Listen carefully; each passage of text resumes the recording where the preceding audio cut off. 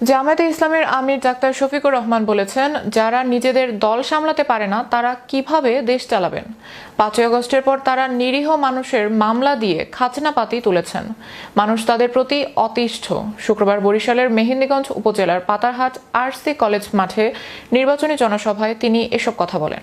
Doctor Shafiqur Rahman বলেন, জীবন দিতে রাজি আছি, কিন্তু কোনো মায়ের ইজ্জত দিতে রাজি নই। কেউ কেউ ষড়যন্ত্র শুরু করেছিল, কিন্তু তা তাদের দিকেই ফিরে গেছে। আমি যেটা বলিনি সেটা নিয়ে মিথ্যাচার করা হচ্ছে। আমরা দেশের মা ও মেয়েদের নিরাপত্তা নিশ্চিত করব। তিনি আরও বলেন, আমরা ক্ষমতায় এলে বিচার হবে সবার জন্য সমান।